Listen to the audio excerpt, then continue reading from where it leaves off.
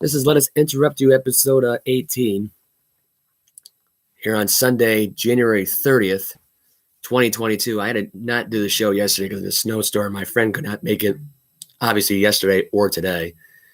We have at least almost a foot of snow on the ground, really.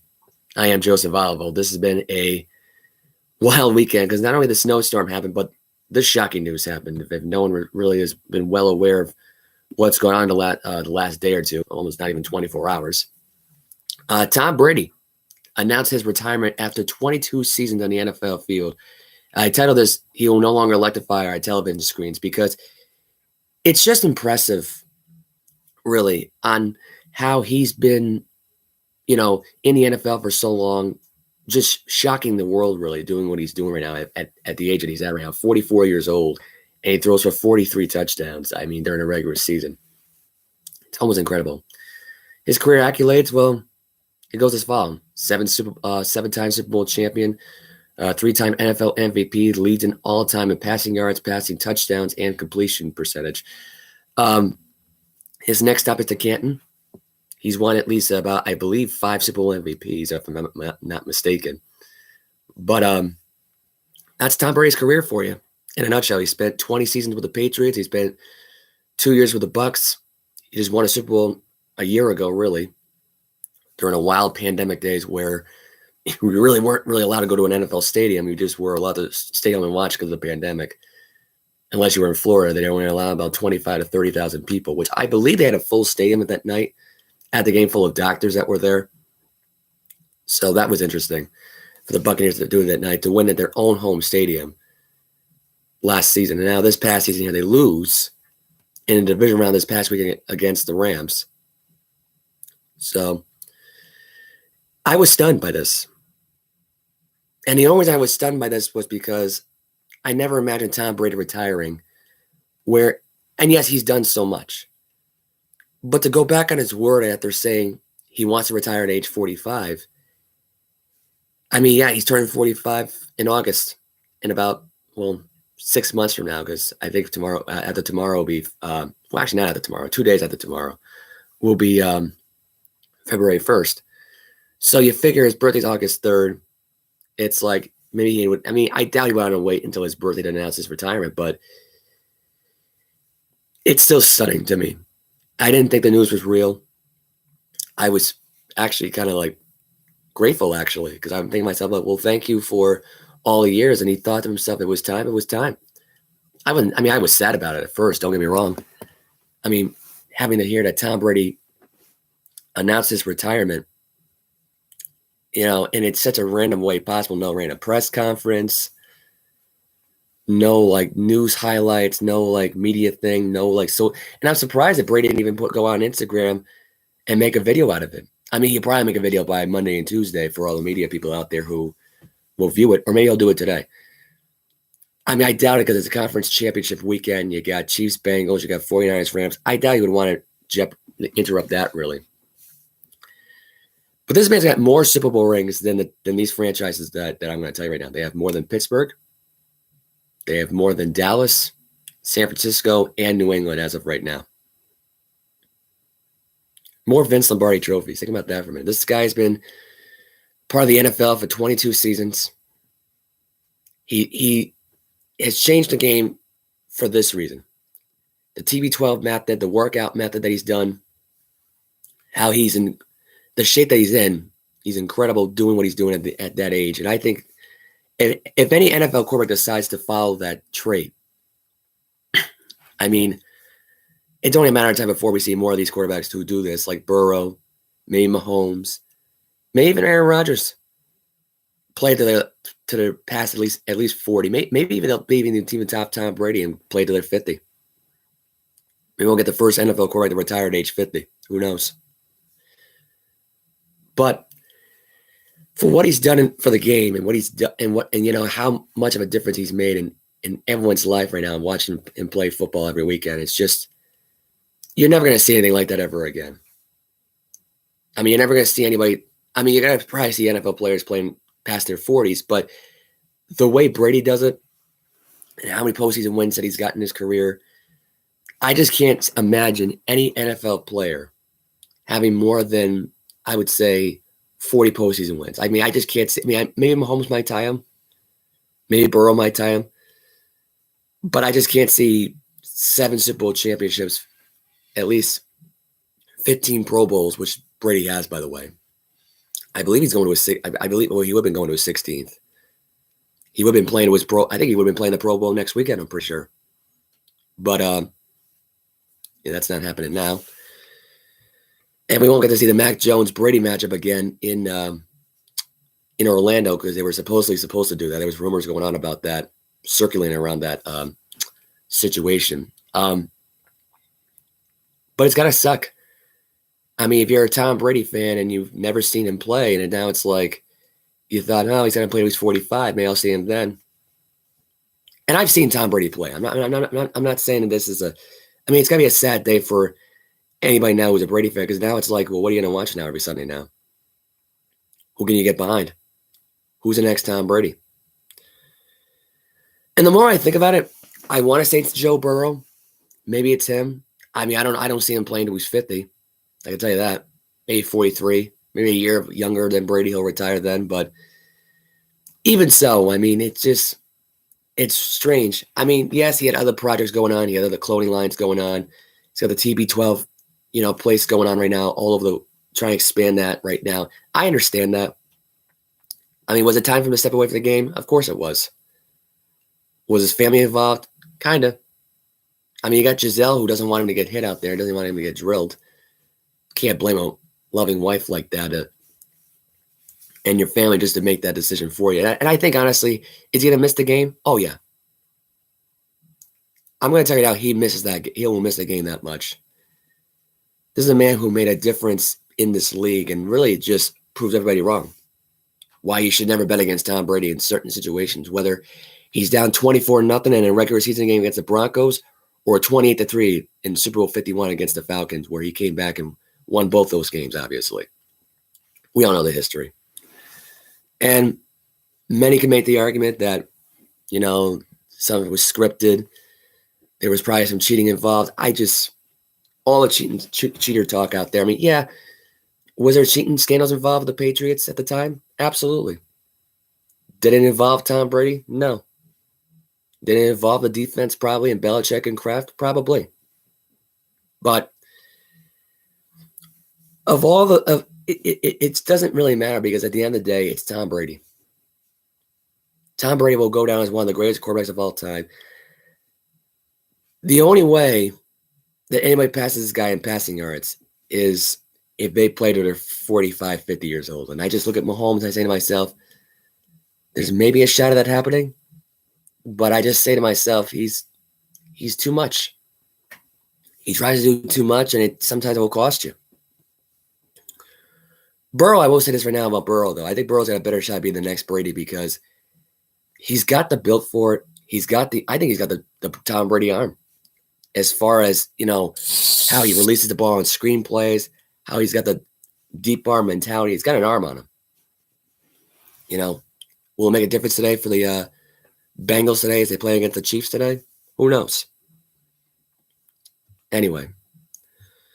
So the notable moments that Brady's had in his career, his first start against the Indianapolis Colts. I mean, he didn't really do much in the game, but he did throw his first career starting touchdown regular season pass. Team won 44-13. The Tuck Rule game back in January 19th, 2002. This was on my throwback segment. That was back on episode 16. Talk about the Patriot dynasty and, one of the major notable moments in that dynasty was that Tuck Rule game. I mean, obviously it was a fumble. They ruled it an incomplete pass. Brady and the Patriots went on to go to the AFC title game, beat the Pittsburgh Steelers, and play in Super Bowl 36 against the St. Louis Rams. Play against Kurt Warner, the best field on turf, and they managed to beat them and pull off the biggest upsets in Super Bowl history by beating the Rams 20-17. Brady was the MVP in that game. He threw for 145 yards. He threw for 1 touchdown. So that was the story there in that game. Got a little bit of I don't know if my voice sounds raspy today. Sounds a little iffy today, but I'm not sick, so don't worry about it. This is just me just getting groggy, just getting up, recording this. So if I sound a little groggy, I apologize. But anyway, back to the more notable moments in Tom Brady's career. You can go back to Super Bowl 38 against the Carolina Panthers. The only reason why I call this a notable game is because how many lead changes were in this game. I can't remember the last time that Tom Brady Super Bowl had that many lead changes. And, Brady was in the battle against Delhomme and the Panthers. You had Steve Smith in there. You had Jonathan Stewart, Julius Peppers, Delhomme, Muhammad. There was a lot of variety of things that happened in that game. And Tom Brady managed to come back, from like 5 or 6 different lead changes in that game to pull off the win, getting Vinatieri set up. Just like he had set up in Super Bowl 36 for the kick of game-winning field goal. Patriots won that one 32-29. The next year, I'd say the next notable moment of his career was the third Super Bowl ring that he won against the Philadelphia Eagles. He did not win MVP that night. Brady won MVP the first 2 Super Bowls. The next one after that one was Deion Branch. He outperformed T.O. in that game. T.O. had a broken foot in that game / high sprained ankle. I don't know how he was doing it, but T.O. managed to pull the wool over people's eyes without making it hard for Patriot defenders to cover him. But this game was Don McNabb at his finest, at his choking finest. He threw 2 or 3 interceptions in this game. The Patriots had the lead for most of the time, really. They were able to win again 24-21. He had a pretty good night as far as stats go. As far as that stat of really just being the star of the game. And for all the games that he was a part of, I would say that Super Bowl right there was I wouldn't say it was the hardest one, but it was the most interesting of how Philadelphia had a chance to come back and win that game. Anyway, that was an interesting game there. The Patriots were able to win 24-21. They haven't won a Super Bowl in a while, but the next one they did win was the one against Seattle. By the way, Brady was able to come back from a 24-14 point deficit, come back and throw. I think he threw about I think it was 3 or 4 touchdowns in that game. I think it was 3 touchdowns in that game, if I'm not mistaken. But that was the story there.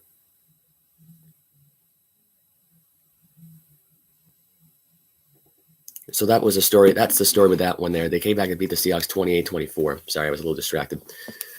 The next Super Bowl was Super Bowl 51 against the Falcons. That was when they had to come back from 28-3 down and force overtime. The first overtime in Super Bowl history, by the way. And that became one of the greatest comebacks of all time. And as soon as the Patriots got the ball, Brady drove it down the field. He had at least 500 passing yards in that game, at least 3 or 4 touchdowns in this game. Nothing was stopping this guy from winning that 5th ring and topping Montana. And then the next Super Bowl, he didn't really do much in that game. Edelman was the MVP. He got his 6th ring. And then when he went to Tampa Bay, first year there, like I said, he beat this, won the Super Bowl in Tampa Bay, mind you. And he did it in a way where he threw 2 touchdown passes to Gronk, and that was it. He didn't do really much in that rest of that second half. It was all that defense and Leonard Fournette. But Brady set you up pretty good. Although he did throw a touchdown to Antonio Brown. He did do that. So he had 3 touchdowns in the game. And Brady was your MVP again. Brady was your MVP for the 5th time in his career. That was all the notable moments that Brady's had in his career. I wasn't going to give you play-by-play coverage of every single play that happened for him in that game, but there's just so much to recap in that one, and we just don't have a lot of time because we got a lot to cover today. I'm trying to do it as quickly as possible so I can get to my next segments, which there's so much to get back to think about when it comes to Tom Brady. He had a chance to come back and go to the play today for the conference title. Almost pulled it out last weekend. He shocked the world, really. And I got to be honest, the only reason it's a shock is because this guy was playing at a level right now where no one was convinced he was going to retire. It looked like he was going to have a horrible game and have like a Dan Marino kind of moment where he basically botched that division round game against the Jaguars and they lost 62-7. I thought we were heading that direction really, but like 45-3, just based on how badly the offense played in that game. But Brady woke up in the second half, and was so close in taking a conference title. But this has been the story right now for these guys in most of their careers. Anyone that's in the past their 4 years has not reached the conference title or Super Bowl, apparently, even though Brady just already did it the year before. But I guess based on a repeat, I guess they haven't done it. So that's the story there.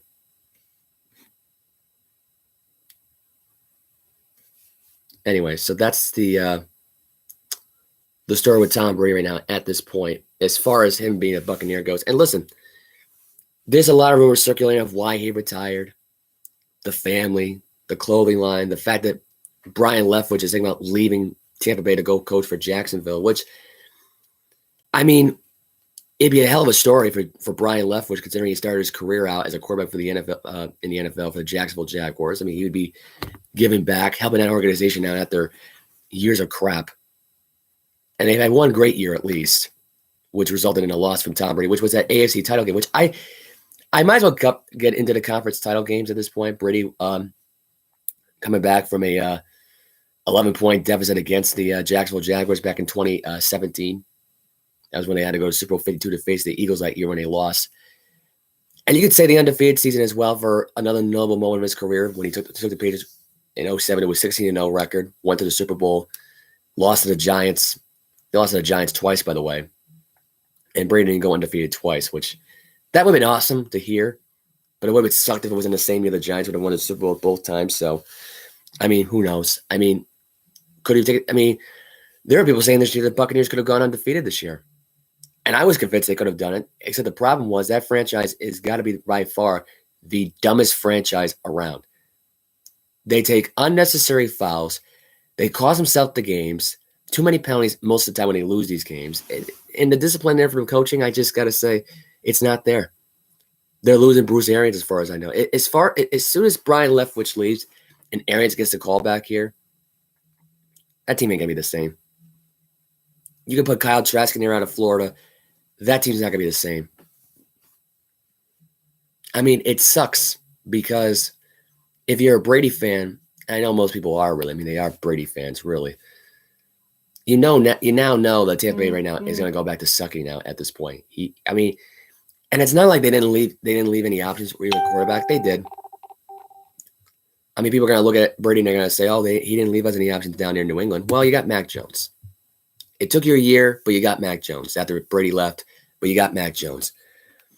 And I would say that probably, and this goes right to the notable moment for this year, for this past year for Brady, how he had to go back to New England for the first time in his illustrious career for his return game against Mac Jones and the Patriots, and just the raw emotion that night, and the fact that game,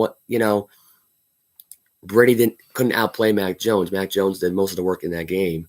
He did throw for 2 touchdowns in the game against I think it was, I don't know, was it to Hunter Henry or Juwan Smith in that game? Brady did not throw a touchdown pass in this game. As a matter of fact, I think Fournette was the only one who got a rushing touchdown in the game.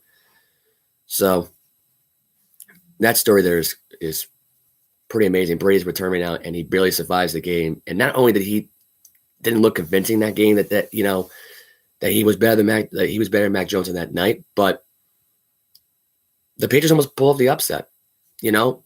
Imagine in Brady's return in Gillette Stadium that he would actually lose. And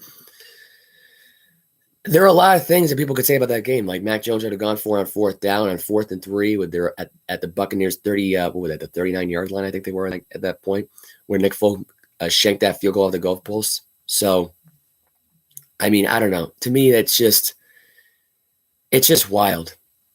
Just reflecting on this man's career, because it's almost hard to believe. I mean, he's got the TB12 method book. I have that. I don't know if anyone can see the no one can actually see it, but there's the if no one can see, this is a Tom Brady plaque. I got this past Christmas for all the passing yard and stuff like that. That's that John Madden ESPN cover. I mean, I don't know if people can see that really. I can't really adjust the camera, unfortunately. I mean, I could bring the plaque up over here and show you everything, which I might as well. I might as well show you all everything. But this is the plaque right here of all the passing yards right now. It looks a little funny right now, but this was where Brady broke the record. Brady did break the record on this game right here. I might as well give you the milestone records that he had in this game. So, because obviously no one's going to be able to see this right now.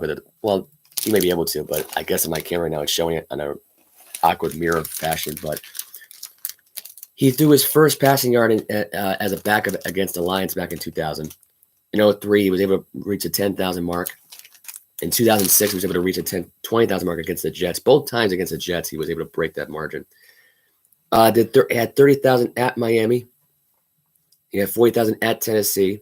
Was able to get 50,000 against the Bengals back in 2014 against the Bengals. 2016 was at the Jets. He was able to reach 60,000 yards. 70,000 against the Steelers in 2018. That was the year where they lost back-to-back games. They lost to Pittsburgh and Miami. Was able to reach 80,000 yards against the Rams, and then a week later was able to break Drew Brees' passing record against his former team of 20 years against the New England Patriots. So, and the Buccaneers survived that night, winning 19-17. So that's all the milestones right here. I have right here. Most of these games, the Dolphin game that they reached a 30,000 yard, he lost 21-0. I believe he was shut out in that game. Didn't even need a lot of yards to even reach that milestone, by the way. 2018 lost to Pittsburgh. He lost to the Rams the week before it. He had to play against the Patriots this past season. In the Detroit Lion game where he threw his first passing yard, well, I mean, let's be fair here for a minute. He was a backup. They were already losing that game, so Bledsoe was playing bad on Thanksgiving night against the Lions, so that was not a convincing win by any means. I'm going to put this black back, by the way. Put this back right here. Anyway, so if anybody out there wants to buy any Tom Brady jerseys, you can go right ahead. They still have them in, I believe they still have it in Patriots Place and also in the Tampa Bay Buccaneers shop. I also found that was interesting. They actually had some Brady jerseys in the Buffalo Bills shop. I went to the Buffalo Bill Colts game not too long ago, and I may have seen some shirts there that said Brady on it. I could be wrong. There were really a lot of at the time. I mean, I went to the Buffalo Bill like showings right now, and I remember seeing clips of like Brady like owning them. And by the way, that's the most wins that Brady's ever had in his career against the Buffalo Bills. By the way, 33 wins. He's 33-3 against the Bills. So that would have been interesting to see the Bills and the Bucs in the Super Bowl, but we're not going to see that now, obviously. So that's that. So if anybody wants to buy any Barstool Sports, there's some stuff available at Barstool Sports for Tom Brady's career. They got the GOAT with the rings. They got the Clear Eyes Tom Brady. I think I forgot the name of the T-shirt right now. Something that wins. And I got a shirt of him basically having the most Super Bowl wins in franchise history, even though Brady's been part of 2 of them. And he's actually got the most Super Bowl wins by more than any franchise, really. So that's interesting. And I guess you could say Green Bay technically with Super Bowl championships, but as far as championships go, Green Bay's got the most in 13 of them. So he doesn't technically own every franchise, but at least the top major ones that the NFL covers. Eyes a little bit red. Anyway, so let's move on. We got to move on from this because we got to talk about the conference championship picks. Speaking of it today, the first one today is the AFC Championship game on at 3 o'clock. Like I said, my friend Mike is not here today, unfortunately, but he did give us his picks. So here are the picks today that he had today. He had the Cincinnati Bengals over the Chiefs, and he had the Rams over the San Francisco 49ers. And I'm doing the opposite of that. I think Kansas City wins today. I think Mahomes takes the team back to the Super Bowl for the third time in his career. I just think that the more experienced team, Cincinnati's defense is not really matched to cover Hill and Kelsey and double teaming them. I just can't see that team doing that great. And the fact that they got the win the last time, the Bengals, I mean, the Chiefs are going to go for a little bit of revenge. Obviously, they're at home. Home field advantage, loud stadium. Might be a little much for the kid and Burrow. So I just got to go with that factor. I just got to go with the experience here and the fact you can't bet against Patrick Mahomes and Arrowhead. I wouldn't do it. I wouldn't bet against Patrick Mahomes. 49ers, Rams.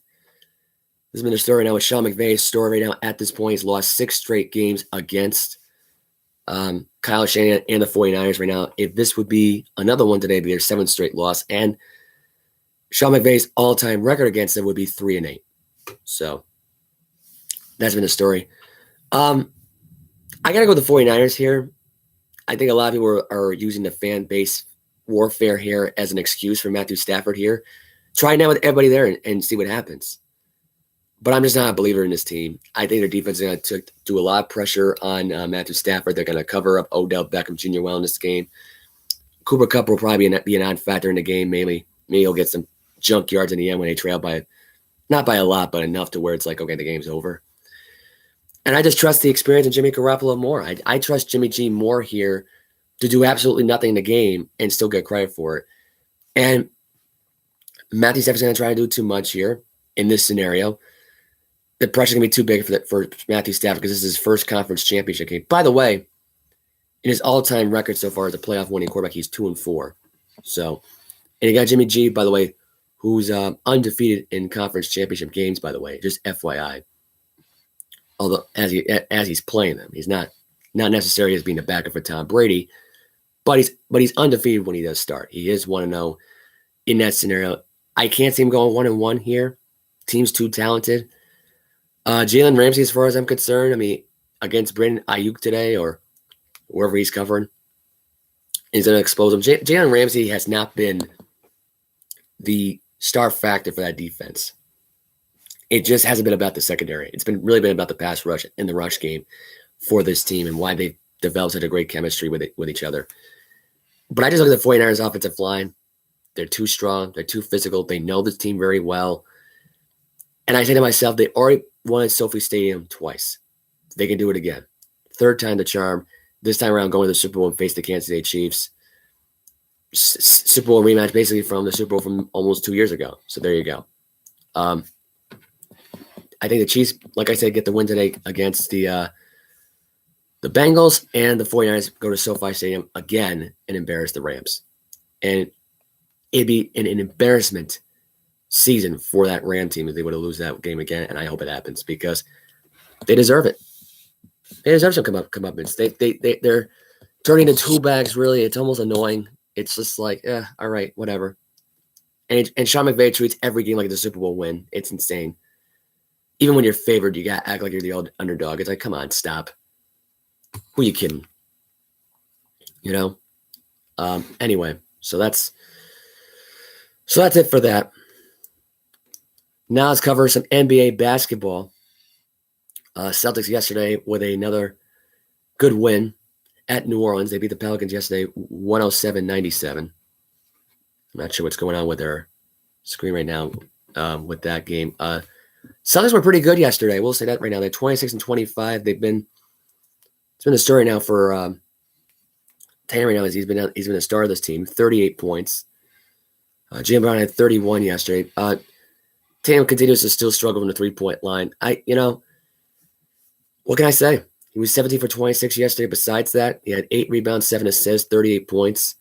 Brown had 31 points yesterday. This is really basically turning into the Jaylen Brown Tatum show. Who's bettering who here? And that's why the Celtics team is only above 500. Now, I know what people are thinking at this point is why am I continuing to trash the Tatum and Brown tandem? Because they're not elevating anybody. They're not bettering anybody. And it seems like if Robert Williams missed one 3-point shot, that's it. It's all about Brown and Tatum. I feel like Brooke Rosebachek before these games goes down to Ime Udoka and say, you know what? Make this into the Brown Tatum show. Because it's making me a lot of money. And it is with all the endorsements and stuff like that. But other than that, it's so stupid of what this Celtic team has become. They've become, at this point, a junior high school team with 2 star players that they had to kiss their asses to. Everybody's got to kiss their ass.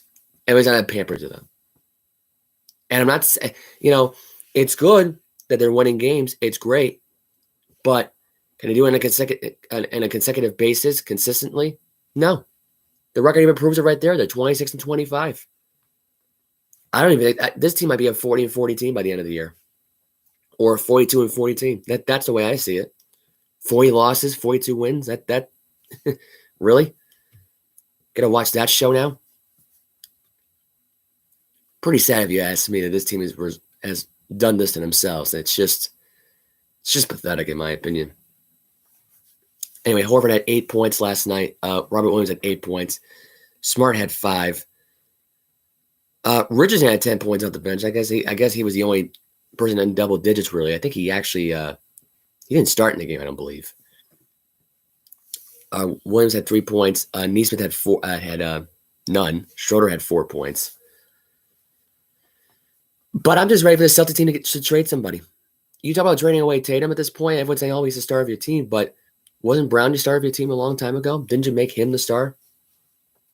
I don't know. Just FYI right now. Just making sure everybody gets the message here that this is why the Celtics team right now is pathetic, because they are just letting Brown and Tatum make it all about them.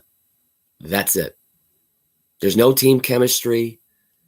There's no, consecutive bases right now that they get wins in these games. And they're beating up on opponents right now that are so bad that they're just trying to make everybody believe that everything's fine. We're the old Celtics again. It's great and all. They just lost the Atlanta Hawks the other night by 16 points to a team that's trying to rebuild. They don't give a crap about this year. They're willing to trade pieces just to build around Trae Young, even though this team just went to the Eastern Conference Finals last season. And they were pegged this year to go back there again this season. Not the Celtics, not the 76ers, not even the Brooklyn Nets, the Hawks. And they're trying to rebuild.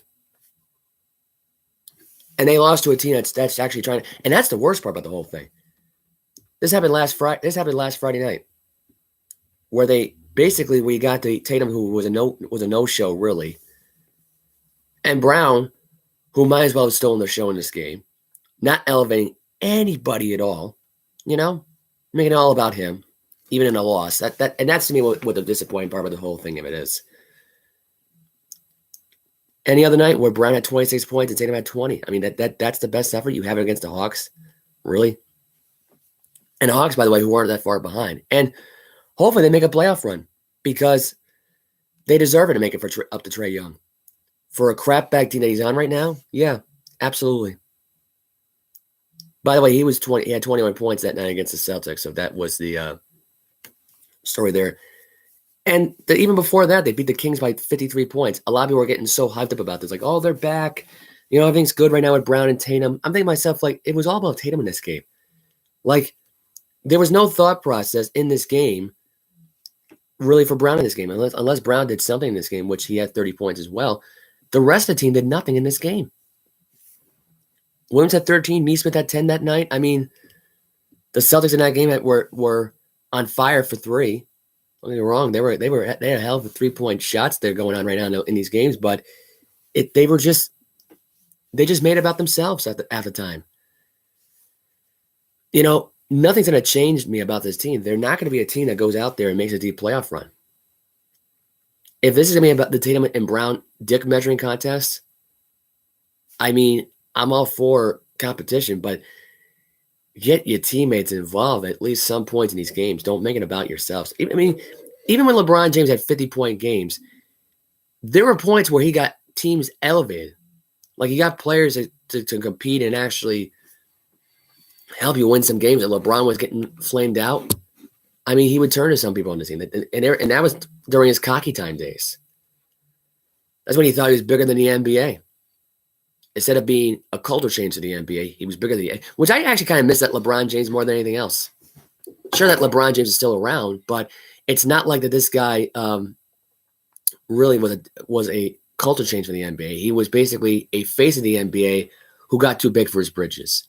I miss that LeBron, because that LeBron never won anything. The LeBron James, the cult of personality changes, the woke changes in the NBA. He's won you 4 championships. He's changed. He's not the kid anymore from Akron, Ohio, who's just trying to be a mega star right now. Jason Tatum has got that same personality at this point. He doesn't care about making a difference. He cares about being a star. He wants to be a bigger star than LeBron James. That's his seek for purpose in the NBA. And instead of elevating people, which, by the way, LeBron James did when he left Cleveland the first time and went to Miami, he makes it all about him. And Brown's the same way. He thinks he's bigger than the Celtics. They both do. It's a dick measuring contest. And I don't know how Rick Grossman benefits from this when you haven't won a championship in over 14 years. It doesn't make a lot of sense to me. I just don't get the logic. I don't get the logic at all of why that team does what it does on a weekly basis. And all these Celtic fans, hook, line, sinker, buy into it. It's terrible, really. It's absolutely terrible. The next game is tomorrow night against the Heat. I will review that game tomorrow afternoon, or not tomorrow, Tuesday afternoon, when I cover the Heat Celtics game. So I will cover that game on February 1st. It's almost the end of January because today's the 30th, which is insane, really. Anyway, so I'm done with covering that Celtics game because that game last night was a joke. The Pelicans were a no-show, really. They were trying to come back in the second half of this game. Did nothing really for me to impress me otherwise, but Tatum Brown with a story in the game. I did not watch a lick of this game because I was too busy trying to watch the WWE Royal Rumble, which obviously I'm not going to review WWE stuff too much. But if you think about watching the Royal Rumble show, here's my tip to you: don't get your hopes up for these Royal Rumble matches. They were not that exciting. In fact, none of the matches were really that exciting. Really, the Doudrop Becky Lynch match, as good as it was, had a lot of problems because of two things. The WrestleMania sign being on fire during the show, which I didn't even know about, so I rewatched the show itself, and I watched the different YouTube angles here. And the fact that the crowd could have cared less. I don't know what was going on with that crowd that night in St. Louis, Missouri. They just didn't give a crap. The women's match, really, Ronda Rousey didn't make her return, by the way, if anyone was curious. She did make her return. She did win the Rumble. And Brock Lesnar won the men's Royal Rumble match in the least exciting men's Royal Rumble match that I can remember. Probably the most boring one that I can remember. Wasn't the worst one. Wasn't worse than 2015 with Daniel Bryan being eliminated and the fans were just booing the whole night of the show and ruined the entire Royal Rumble match itself completely. But it was enough to where I think a lot of people were just pissed at the show. I, for one, was pissed at most of the matches that were besides that men's Royal Rumble. I was pissed off about the Bobby Lashley-Brock Lesnar match and how that match was disappointing.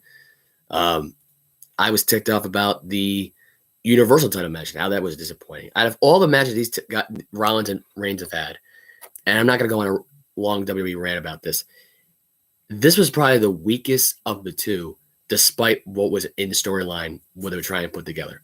I get it. The Shield reunion and all of that. How many times they came together, broke up, came together. Reigns is a heel, really. Maybe Rollins is a face or a heel. They're both tweeners here. I don't know. There was a lot of story going in the match. Heyman turning on Brock Lesnar to go back with Roman Reigns, costing Lesnar the WWE title, and he goes in the Royal Rumble. I mean, it was predictable. It was. But the matches were weak. The Royal Rumble itself, that entire show being based on a Saturday, and the only reason why they did this on a Saturday was to compete with AEW. That's it. Right?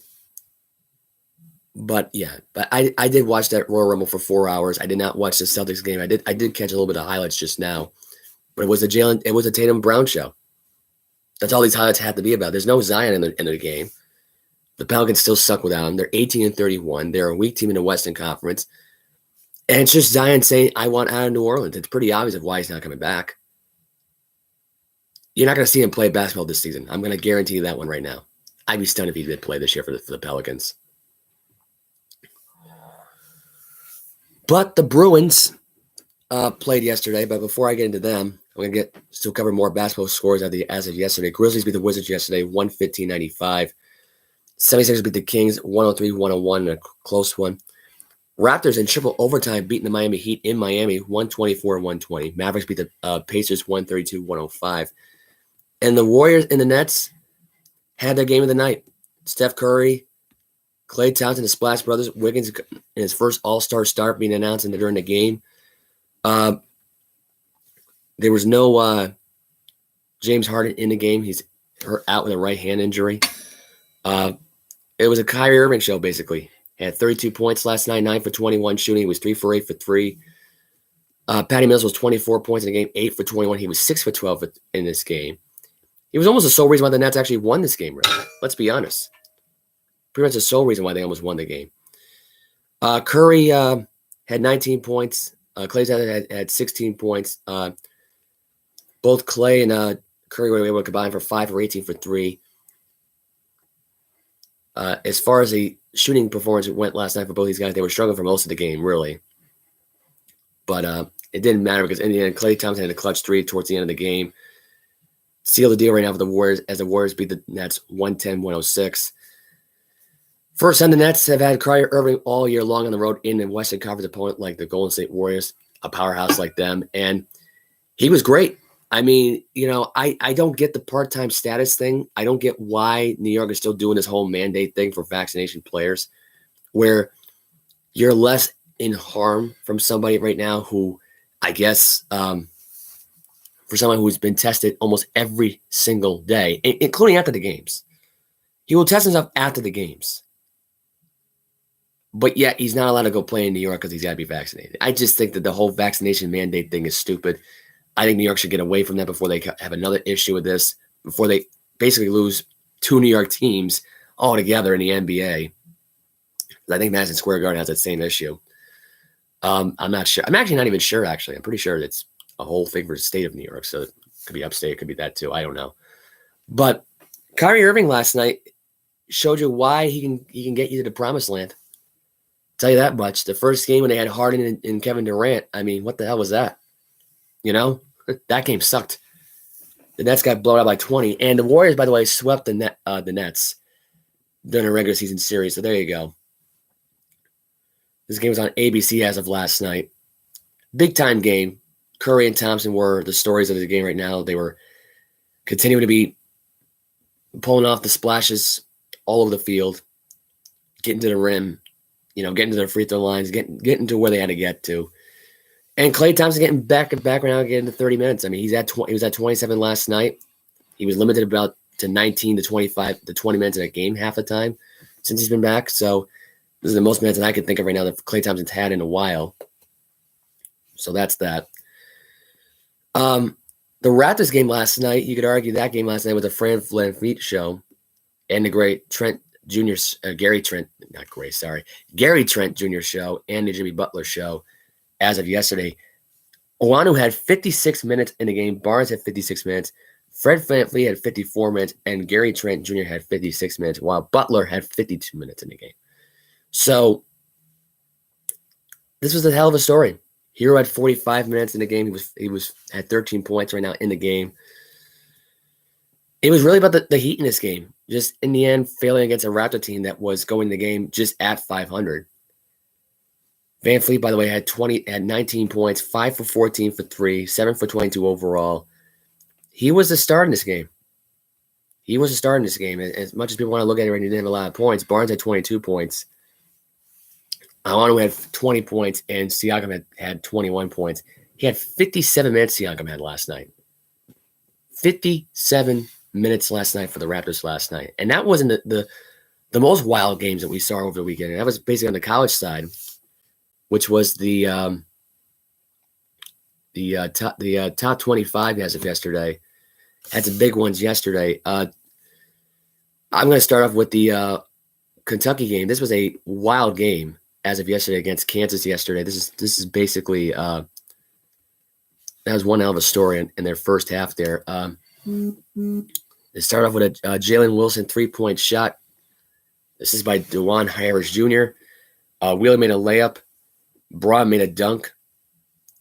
Later on, Keon Brooks made a dunk here. Brooks got an offensive rebound right now at the tie. Washington missed a jumper. This story was Oscar Tasabi yesterday. This guy yesterday was a monster yesterday in this game. He had 30 minutes in the game, 17 points, 14 rebounds, 8 for 13 in the game. I mean, he was a tank yesterday. This guy's near 7 feet tall. He's probably the next Anthony Davis, in my opinion, just the way he plays. Probably the next Karl Anthony Towns, too. But he was a monster in the paint, really, yesterday. And he was basically boxing everybody out yesterday. It was almost impossible to defend this guy. He made a layup that was assisted by Ty Washington. Top made a jumper for Kentucky. They were up 10-5. Kentucky just grew their lead even further. I mean, at one point they were up as much as 10 points early in the first half of this game. They just continued to run away with it. Oscar Tasabi continued to be the showstopper here in Kansas. And really, I'm just going to fast forward to late in the second half of this game, because this is what we're about right now. Kansas was down 51-31 at halftime. I think it's the most they've ever trailed in a halftime scoring at home, and the most they've ever allowed at home, too. So that's something. They were up. Oscar Tuesme made a jumper right now, but was up 53-31. Wilson made another 3-point shot. Braun made up a layup there. Continuing late in the second half right now, the score is now 62-47. Actually, I'm sorry, not 62-48, sorry. Keon Brooks made a jumper right now, made it 64-48. This game was being put away by the end here. It was complete no-show in the second half for Kansas, as Oscar Tuesme made another layup right now, part of his nice double-double performance, as the Kentucky Wildcats, 12th ranked, going into Kansas yesterday and pulling off the upset in Kansas, 80-62. Self, by the way, as a head coach, is now 286-16 in 9+ seasons with the Jayhawks, by the way, at home. These are at-home games, by the way. This is either 17-3 this year. They've had some pretty shocking losses, I will say. They had a loss to Texas Tech the other night, a few weeks back. They had a loss to Dayton. I believe they were home. Were they home for that game against Dayton? Pretty sure they were.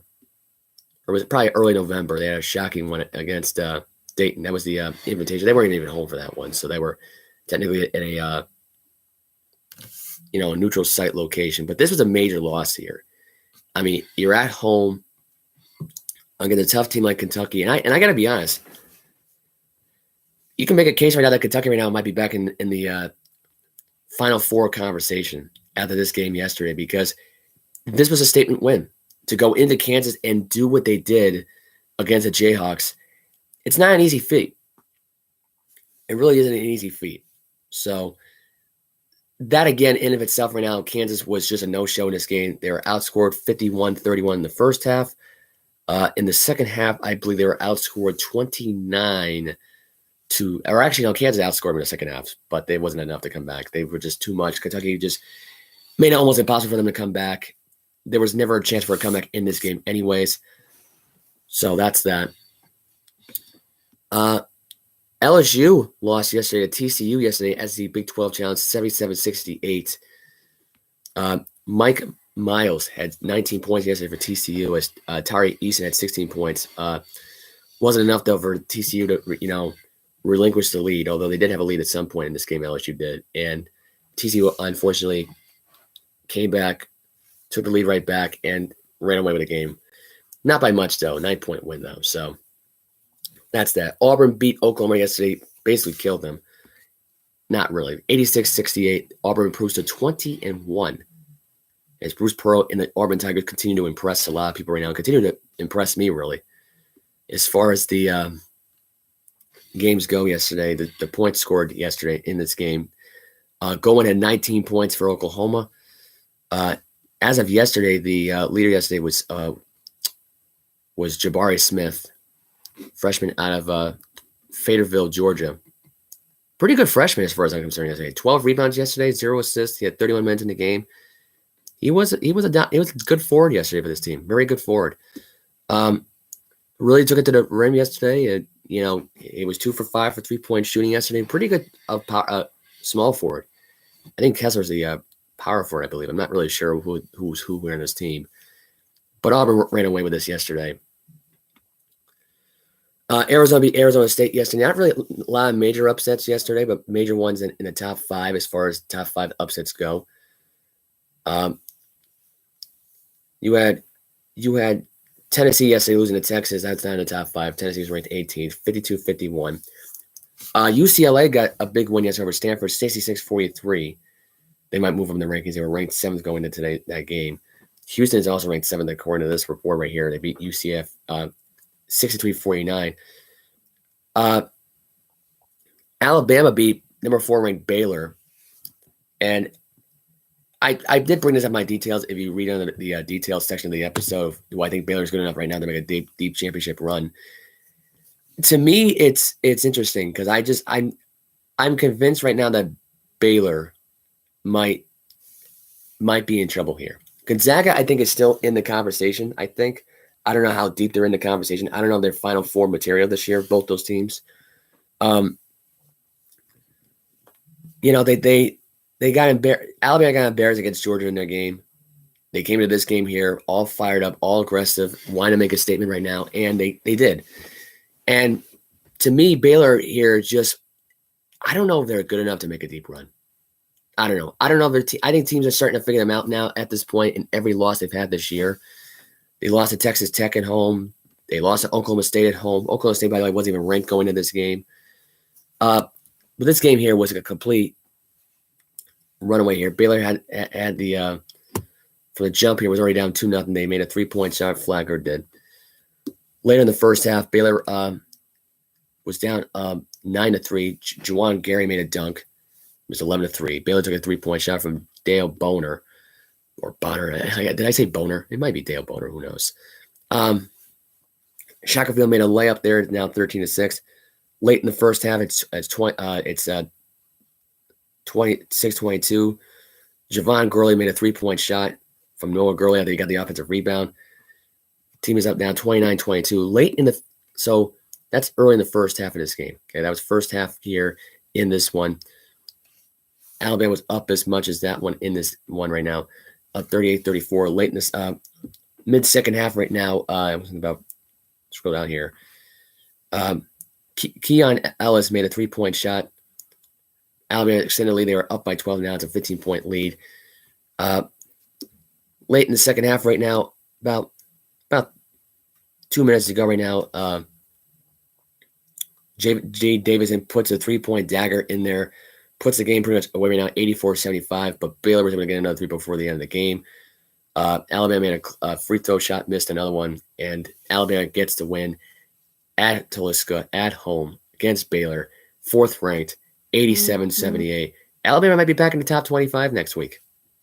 This is another huge win for them because now you could argue that as of this second right now, Alabama right now pull out the biggest upset I think of the weekend by far because it is. I mean, you're in the top 5, the defending champions. By the way, Alabama has beaten Gonzaga this year and Baylor. Both teams faced off in the national title game last year. But that game right there was a shocking upset, I think, out of the entire weekend because I was convinced Baylor was going to win that game. So I was wrong about Baylor. I was wrong about Kansas this weekend. UConn beat DePaul 57-50. Not going to get a lot of highlights in that game. Xavier beat Creighton 74-64. Davidson beat LaSalle 77-69. Gonzaga killed Portland, of course, because their conference blows, 104-72. Michigan State beat Michigan 83-67. And the one they wanted to highlight yesterday was the Duke-Louisville game. That was an interesting game. Duke had a good start here in the first half. This was a very talented team right now. Mark Williams made the layup right now, up 2-0. Cindy Carr made a layup himself. It's tied a game at 2-2. A.J. Griffin made a 2-point tip shot, made it 4-2. Roach hit a 3-point shot. It's 7-2. Williams made another shot. It's 9-2. They were on a 12-2 run. A.J. Griffin made a 3-point shot. Duke was running away with this, basically. I mean, this was all around pretty fun game to watch. Bontro made a dunk. Wendell Moore, who's third assist in the country in basketball, got the assist there. Bontro made another jumper. It's now 18-5. 18-5 at one point. Theo John made a dunk. It's now 20-7. Second half here in this game, Duke just had this game right away. Bontro made a jumper. Wendell Moore Jr. had made a layup there. Cindy Curry made a layup there right now, 44-42. Roach had some free throws made. Duke was only up by 2 at one point. Late second half, A.J. Griffin made a 3-point shot. Wendell Moore Jr. again with assist right now.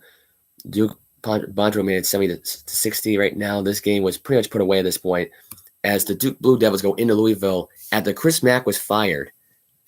And the intern took over the game, and Louisville lost by 9 at home.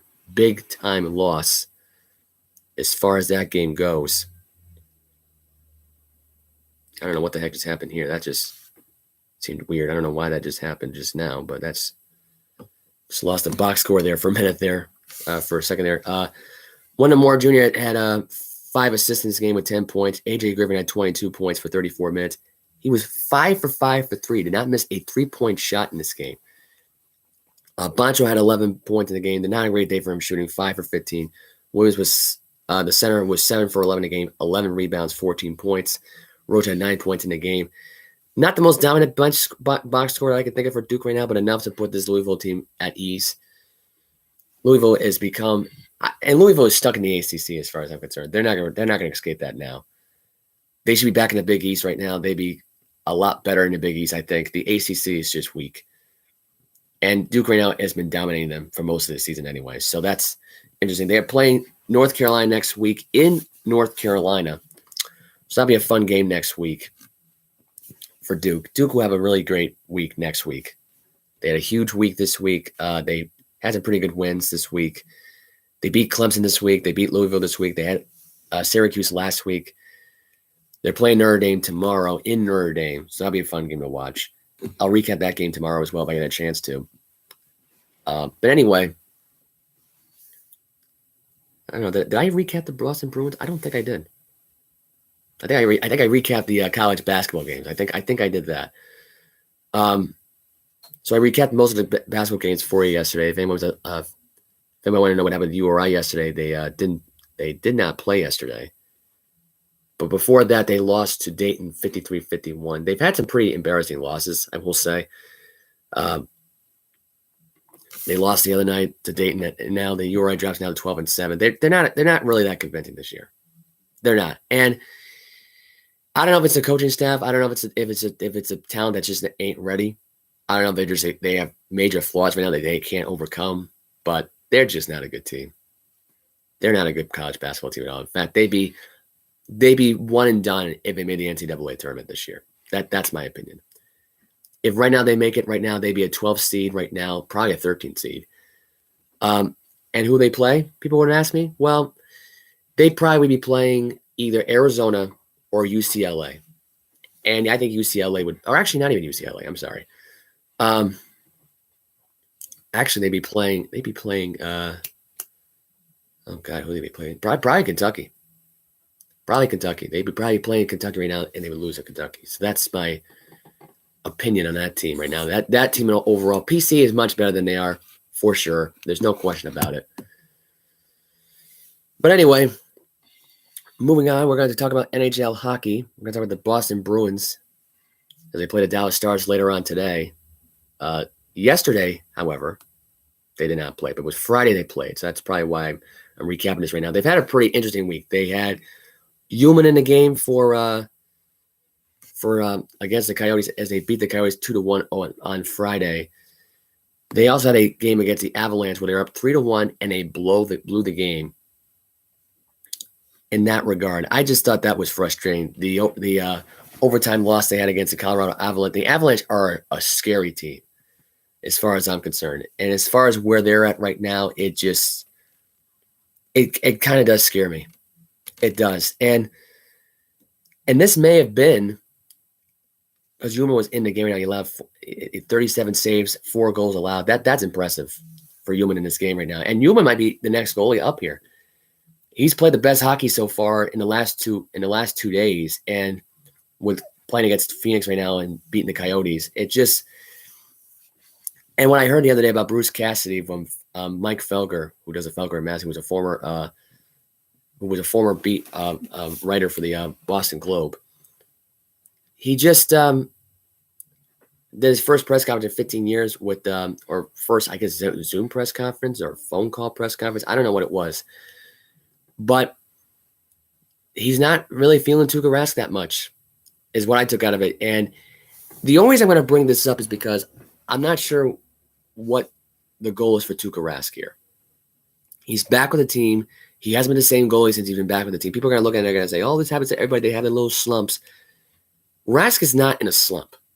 Rask has done this now for months. Whenever he wants to perform big and make big stats, he'll do it. The problem is you brought a guy back who was so far into retirement and taken out of retirement, and you're asking somebody to be like the ultimate goalie that takes you to the Stanley Cup final. You're not getting that from Rask at all. You're getting it from Ullman. You're seeing a lot of effort from him. You're seeing a lot of effort from Swayman, who's been doing great right now in Providence. But you're not seeing that same effort right now in Rask. And Newman so far has been a star right now these last few days because there's been no Tuukka Rask. Tuukka Rask has been a backup right now since that embarrassing loss to their Hurricanes, which I mentioned before. And you can make the argument that a lot of people could say what I've been saying now for months about this whole thing. Tuukka Rask does not want to be playing for the Bruins this season. He wanted to retire. He didn't want to play for anybody else. He wanted money because he figured, well, I can finesse this team and mess with them a little bit. Because he's satisfied because he already won a Stanley Cup. And he knows the sport is not as popular, and he knows that he doesn't get enough recognition. But wouldn't that be enough to try to prove to people right now how good you really are in a Stanley Cup? Like, has he just lost the motivation? Has it been since that 2019 loss to St. Louis Blues? Is that why he's been the way he's been playing? Just been playing awful hockey? I mean, it's pathetic at this point, how he's been playing. Really pathetic. I'm not sure what else to say here about this guy, other than just looking at this guy and think to myself, gee, he really doesn't care about the game that much. He just doesn't care. And it's sad. And Bruce Cassidy might as well have treated him like a child because he knows that he's the reason why this guy's around. Because think about it. They've wanted to get rid of him after they got rid of Claude Julien and stick with Tim Thomas. Even though that would have been a mistake because Tim Thomas at this point was on his way out. You know, he didn't want to stay here. He wasn't getting paid enough. He wasn't getting the respect that he was deserving here. The difference is they wanted to pay Rask hell of a lot more money because nobody else wants to come to Boston, apparently. Not the best scenery to go to. But you got Ullman, who wants to be a goalie. You got Swayman, who wants to be a goalie, who wants to be the starter. They want the chances. They're competing for the spot right now. Rask is not competing for it. Maybe Rask wants to be the coach. I don't know. I don't know what Rask wants. Maybe he wants to be left alone. Maybe he wants to go back to playing golf. You know, that excuse that he made about seeing his daughter, I mean, it just, during their cup run in a freaking Disneyland Metrodome, Thunderdome, during COVID, wasn't motivated enough for this guy to even come back. And stranded the team, basically. Screwed the team over, right? Just tell the team to go screw themselves, right, in the time being. I thought that was a joke. I really did think that was a joke. To some degree, the Bruins this week have played decent hockey this week. There really isn't much there as far as anything else goes, really, for Boston. Boston's been a crapshoot this week. And, you know, they barely beat the Coyotes the other night thanks to McAvoy. McAvoy and Pasternak, for whatever reason, and Pasternak in the last 5 or 6 minutes during a power play scenario or during anything else right now left in the game, they've left him in there too long, and he's been a liability in this team late in the games. He can't do it. They've done it this now for 6-7 years, and he cannot do it. Taylor Hall, by the way, got almost embarrassed and almost beaten down by the Avalanche this past Wednesday. I meant to bring this up. They were challenging him to fight, and Hall would not go at it. And the play, by the way, wasn't really that dirty.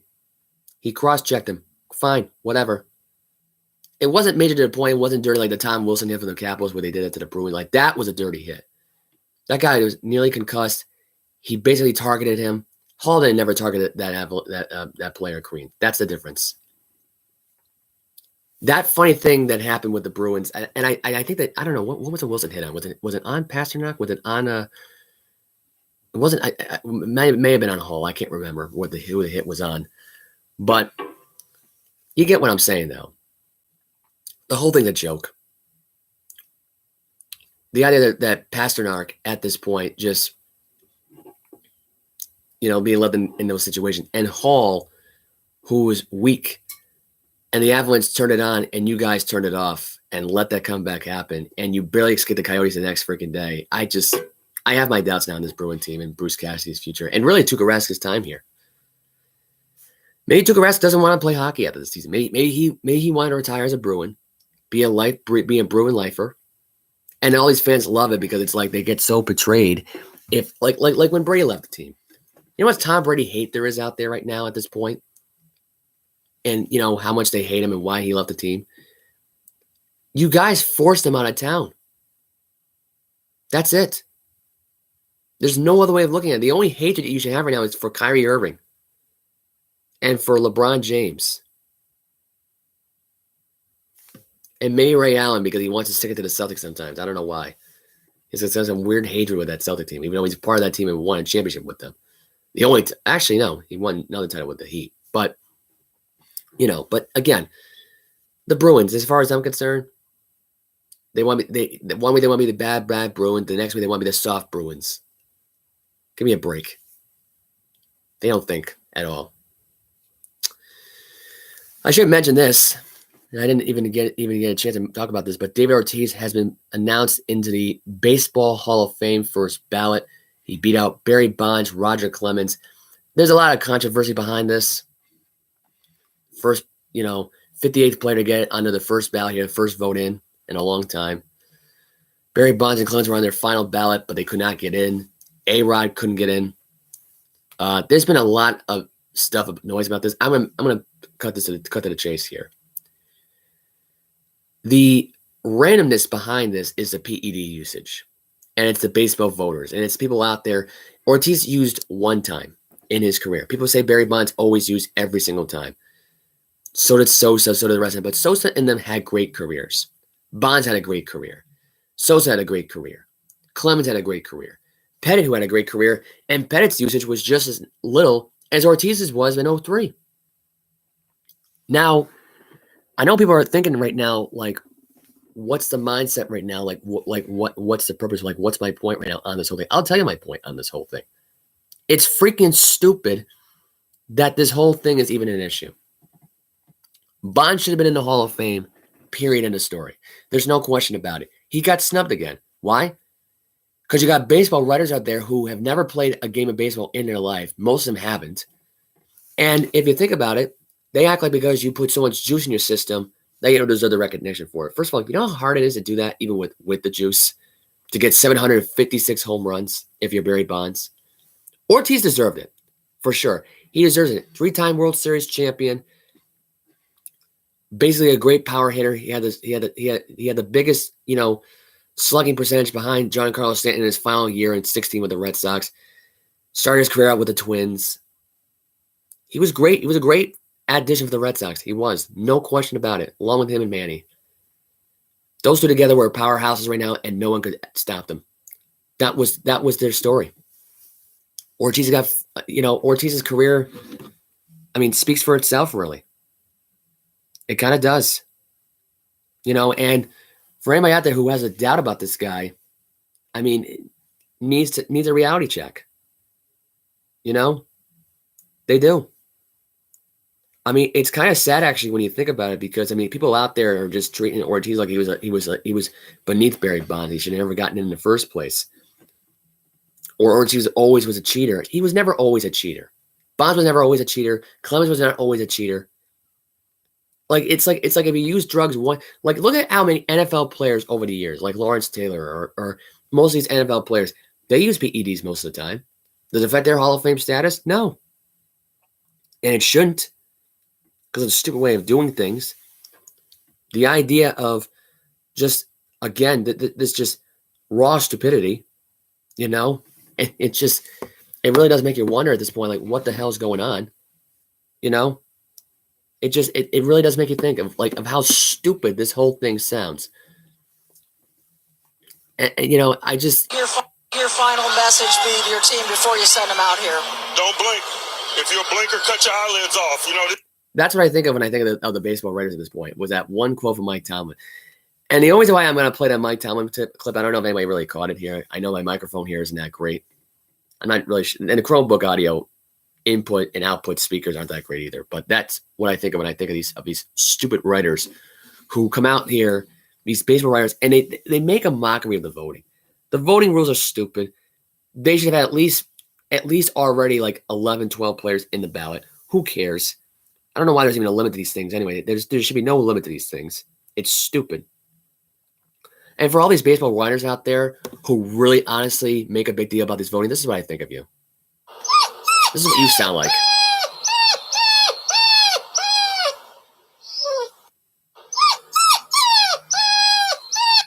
Like a whiny little puppy. Wham. Oh, this person took PED. Oh, this one did PED. Who cares? They had illustrious careers with or without the PEDs. So even they had it in their system, it didn't matter. They were still playing great into their 40s, for Christ's sakes. But I'm glad I took a look at Ortiz and I said to himself, the guy's honest. He admitted that he took the PED. It was a little bit of usage. They were trying to make rumors saying that the guy's dirty now because he always does this now and we can't trust him. It's stupid. It's a stupid concept. It's got to this point now where you can look at the story right now of the career of David Ortiz, and it speaks for itself. Now I'm trying to track down the information I have about David Ortiz. I don't know why it's not coming up right now, but I do have information about him being inducted. Here it is. So that's the ballot picture, man. I can't get it. I cannot get this ballot picture. I don't know what it is. I'm trying to get the information here for you, coming out here for you right now.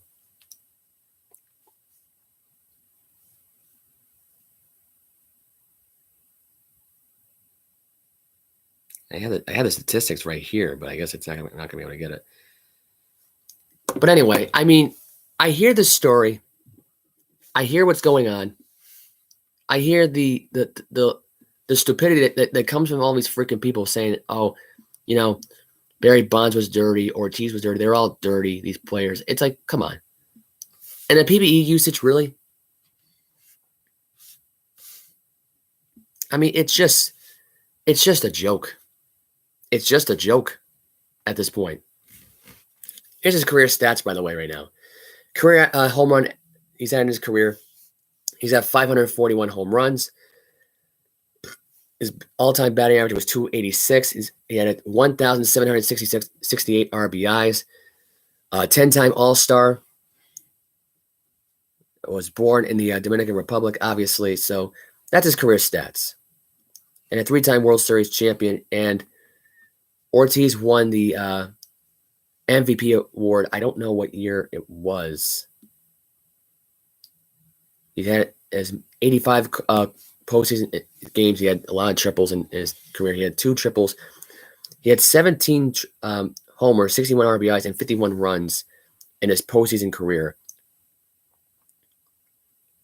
Just the career that he's had all time. He had 51 home runs. He's 17th, I believe, in that stat. So there you go. 23rd in RBIs. 10-time All-Star. He deserves to be in the Hall of Fame. Barry Bonds, in his career, deserves to be in the Hall of Fame. Alex Rodriguez, his usage was a little much, but he deserves to be in the Hall of Fame based on his infielding career and his offensive career. A-Rod, by the way, had 696 home runs. He's 4th behind Babe Ruth, Henry Aaron, and Bonds, who's got 762 home runs. I'm sorry. Did I say 756? I meant to say 762. So there you go. But yeah, that's the story this week for the Hall of Fame as far as I'm concerned. Once again, Clemens and Pettit get snubbed out. Curt Schilling got snubbed out. They were both in their final year of their ballot. All of them were. I think A-Rod was only snubbed once. This was the first time for him being in the ballot. So he'll probably be in the ballot probably the following year, maybe, if they just decide, what the hell. Maybe Carlos Beltran could put a good word in for Alex Rodriguez, although he's been known for cheating for different reasons. And speaking of Carlos Beltran, who, by the way, who's the new Yankee broadcaster for the Yes Network, because the other two had to step down. They have another tandem going on. I don't know who else is part of that tandem. I don't even know if the other one stepped down or not, but I did hear the news the other day about Carlos Beltran the other day. So good news there. You get some new Yankee broadcasters next year. And who knows? A lot of intriguement behind this whole thing. Carlos Beltran, by the way, who couldn't even get a job as a manager because nobody else really wanted with a cheating scandal. So who knows if Beltran could even get in the Hall of Fame? Will we get in as a player or will we get in as a manager? Who knows? Now there's a lot of rumors about that now at this point. There's a rumor saying right now that Beltran right now might be in the Hall of Fame in 2025 with the class of Curt Schilling. And they're saying Schilling now is going to wait 3 or more years, I guess. I don't know what the story is with that. But anyway, kind of a dumb ballot, if you ask me, that they got left out of it too. Schilling was a great part of the World Series winning tandems. I believe he won. Did he win? Yeah, he won 3, I believe, right? He won 3 or 4 World Series titles. So I don't know. To me, it's kind of sad. It's kind of sad, really, that she only got left out of it. Anyway, but Ortiz, again, congratulations. We're heading to Cooperstown. Big-time Hall of Famer. His nickname was Big Papi, for anybody who didn't know what his nickname was, obviously. So that's a lesson out there for your newer generations out there who don't appreciate big talent or don't even watch it. Sometimes you got these nerds out there, too, who just like look at the statistics and look at them as data. It just, you got to watch them play. You got to watch these people play. Scott Rowland, by the way, was also left out of the ballot. He was in his first year of the ballot as well. He was left out. So that announcement was made on Tuesday. I was going to do a review for that one on Wednesday. Never had a chance to do it. Was busy. So that was the so that's the story there. There's a lot of stories about Ortiz's career. Apparently, when he arrived in Minnesota, he informed the team that he preferred to be listed as David Ortiz. He used his parental name rather than Aries. His name was David Arias. He switched the name. This is called, according to sports writer Jay Jaffe, referring to switch to sports writer. It was basically to get out of the family name, I guess. He wanted to escape that, which it's not a big deal, not a big story. But yeah, that's the story with Ortiz's career. He, he could have been a big, huge piece to the Twins over the years if he would have gone back and retired with that team. That would have been a hell of a story if he decided to go back to Minnesota and play for the Twins. A Twins organization, by the way, who may or may not have probably could have won a championship with the talent that they've had. Although last year they completely crapped the bed. So towards the end of the year. So who knows? A lot of people are saying that Ortiz is going to there's been rumors saying that Ortiz could be broadcasting on Fox next season, replacing John Smoltz. Anyway, I don't know if they're going to be down for that. I don't know if that rumor's even true or not. I've heard the rumor this week. I doubt it. But he'll be on the Fox pregame show with A-Rod and Frank Thomas, and I think the other one was, I forgot the other person's name. It's not Matt Ferguson, I don't think. I mean, maybe Matt. I don't know. Could be Matt Ferguson, but who knows? Anyway, there really has not been any other news this week that I could think of on the show. Besides the rumors about NFL head coaching. This is the one I want to get into this week. Brian Daboll was hired for the New York Giant head coaching job. So he's the new head coach for the Giants. So congratulations to Brian Daboll, former Buffalo Bill offensive coordinator. It'll be interesting to see what happens if who goes to where. There's been rumors about Josh McDaniels this week and how he is went to Las Vegas for the Raiders interview. There was no intrigue in getting Dave Ziegler in him. I guess they just want just McDaniels, I guess now. Now there's been stories now that Ziegler might be back in the GM conversation. In my opinion, with Ziegler now wanting out of there, I think, because he didn't get the Executive Year of Award. Bill Belichick got that award this past week. There's been rumors about that, how he's been steaming about that, how he's mad about Belichick taking the credit here, which he should be, because he should have gotten the credit for that award because based on the draft stock alone and really recruiting the players that he recruited for Bill to draft. I mean, that's the truth. Dave Ziegler should have been part of that conversation after the noise about him and, that and possibly be the next GM for the Houston Texans. They didn't want him down there. He's been ridiculed throughout the entire football season, along with Nick Caruso, which is sad. But it is what it is. Nick Caserio, by the way. Sorry, not Nick. I don't know. What are they? Nick Caserio? Did I even say that last name? Nick Caserio. Anyway, so that's that. We got news right now about Michigan Wolverine head coach Jim Harbaugh possibly getting the interview for the Minnesota Viking head coaching job, while the Gerard Mayo story continues right now about him trying to get an interview for the Texan job and also the Philadelphia Eagle job. Or not the Eagle job, sorry. I know he's getting the Houston Texan interview. I don't know if he was getting any other interview besides that. I think he was getting an interview for the Saint job, I think. That's what I heard. I don't know that that's rumors even true or not going forward. But anyway, so that's that. Nathaniel Hackett got the Denver Bronco head coaching job after the news came out this week of Nathaniel Hackett. After hearing about that news, Rodgers might be convincing himself to go to Denver because he might want to be out of Green Bay.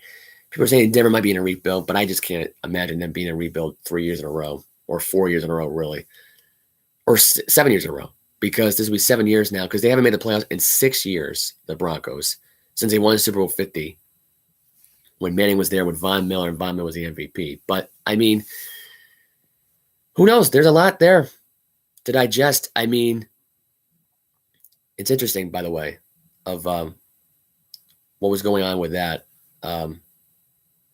whole thing down there in Denver. But yeah, Harbaugh right now getting reports right now that he's going for the Minnesota Viking head coaching job, as well as Matt Rule going after his job in Michigan. So the question is now, does he leave that job and not tell anybody and pull up Bobby Petrino like he did with the Falcons in 2007? You know, there's a lot of things going on there. Yeah. By the way, if anybody wants my Royal Rumble results, here it is. Becky Lynch defeated Doudrop. I don't know if I mentioned that yet or not during the show. Reigns retained his title but got DQ'd. I know a lot of people out there were wondering about that. I don't think I mentioned that at all, of how he got DQ'd. Basically, the referee dropped his arm, like, you know how they do the arm thing when you know they think the person's out. Well, he dropped it to the point where he had a rope break, and Reigns wouldn't let go of the guillotine because Rollins was already out. And Reigns assaulted him with like vicious chair shots in the back. Anyway, so that happened. Lashley's a new WWE champion. He beat Brock Lesnar. Heyman turned on him. Reigns got himself involved in the match about the referee got knocked out. I don't know. Let me see what else happened on the show.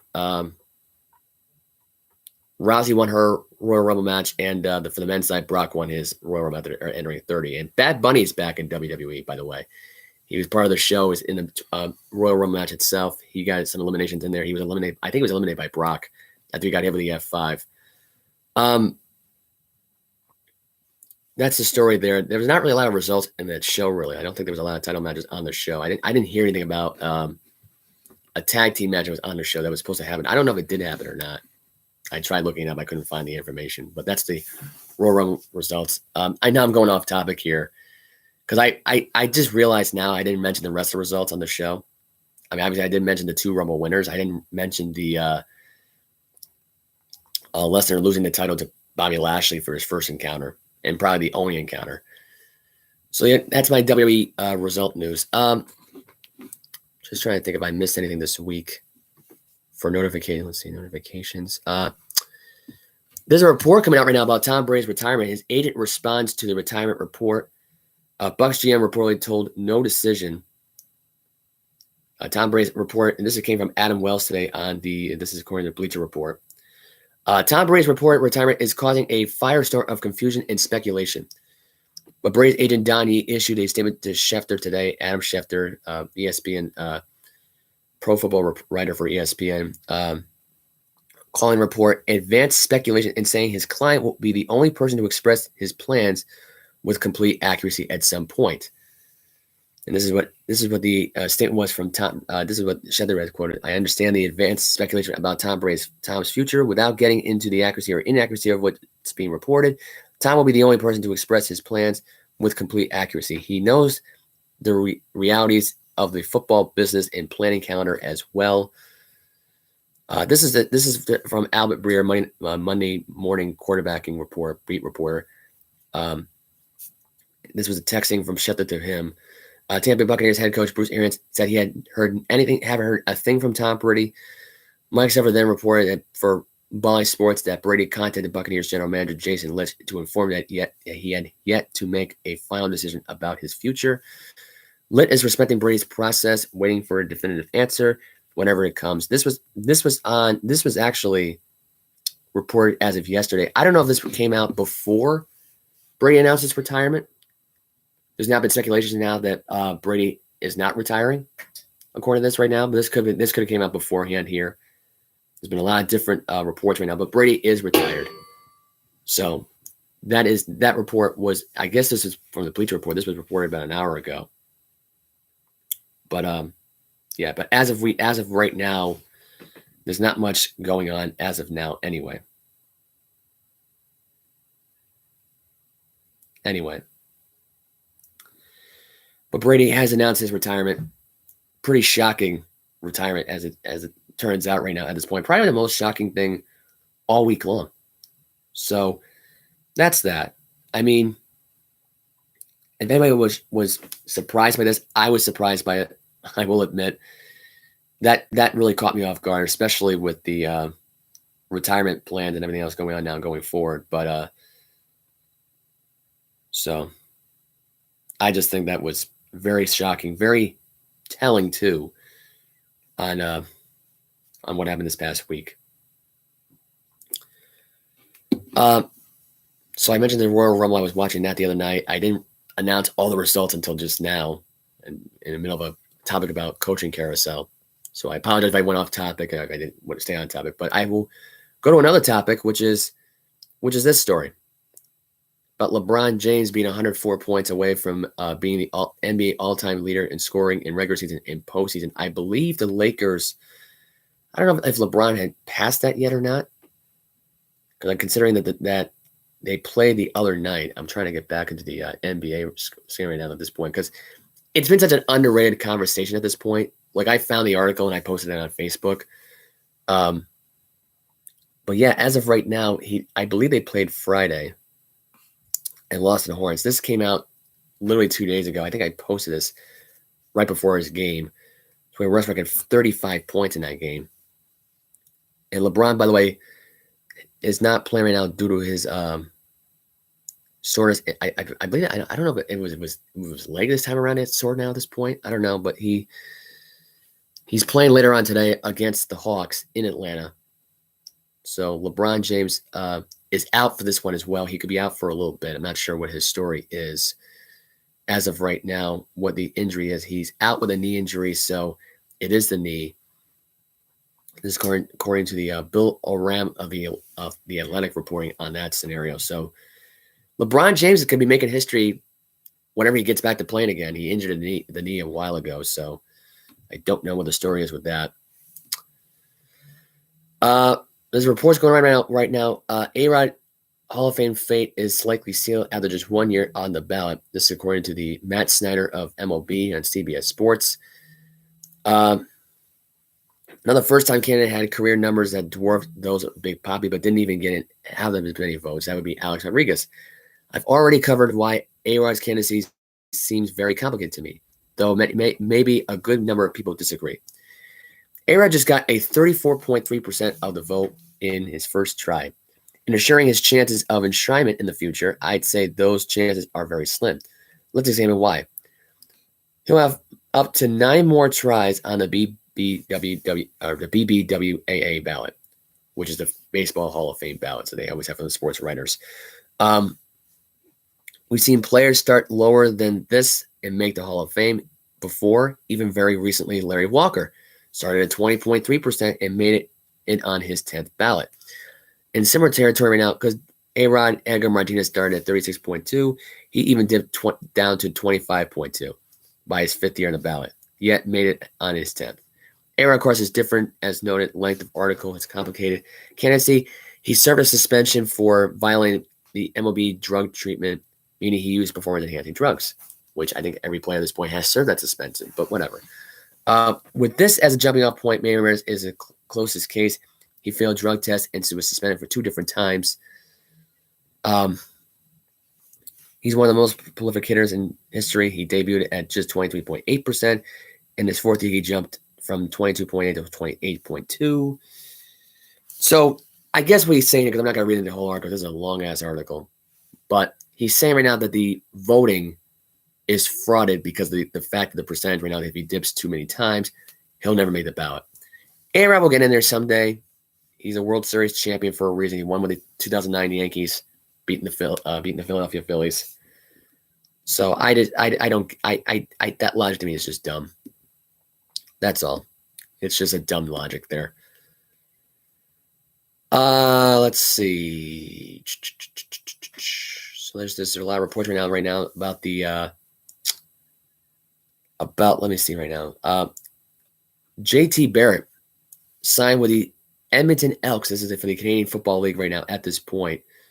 This is according to 24/7 Sports. The former Ohio State Buckeye quarterback who was drafted by the Dolphins, never did anything for the Dolphins, was cut and released, I think, in 2019. So he's now playing Canadian football now. Good for him. Not much else to say there about these reports here, really. Not really much else to say here, which I think is one more baseball topic right now. There's been rumors about Kyle Schwarber's interest being linked to the Rays. They've received calls about Kevin Kiemer before the lockout. The lockout is still at large. They're still nowhere close to this. Very disappointing news. This was according to Mike Axtia. Hot stuff remains frozen as what is now the second longest work stoppage in baseball history, and has continued to be unabated. I think I said that wrong. I really think I really did say that wrong. I'm sorry. But anyway, despite that, we have some hot stove news. Rockies have interest in Kyle Schwarber as well, besides the Rays. The Rockies had interest in free agent Kyle Schwarber now. Prior to the lockout, the club is expected to continue their pursuit once the work stoppage ends. Colorado has also expressed interest in Chris Bryant earlier this offseason, though it seems unlikely that the club will meet again, according to Scott Boras' asking price. So Chris Bryant wants more money. The agent wants more money. The Rockies aren't willing to deal that much higher than that. And Kyle Schwarber is expected to get in the conversation right now at this point now going forward. But that's that. So that's the news as far as we know this week. MLB Rumors right now are favorite right now. Giants, Mariners favorites landing Japanese slugger Seiya Suzuki, who was submitted to Major League Baseball's posting system earlier this offseason by the Hiroshima Toy Carp. Will not sign with a new team until after the league-owned post lockout is lifted. That hasn't stopped rumors from circulating all week long. So this has been going on. This has been over the past week. Pete Abraham, Boston Globe writer, and Peter Gammons of The Atlantic have highlighted that San Francisco Giants and Seattle Mariners are the favorite to land this guy. He's a good slugger, and he has yet to meet with any baseball teams now going forward. But this is a very great Japanese outfielder, great star, planning to be in the United States as soon as possible, and so he can select a team once the lockout ends. Koji Ihara, former closer for the Red Sox, now a television commentator in Japan, has advocated for the Red Sox because he believes that he would shine there.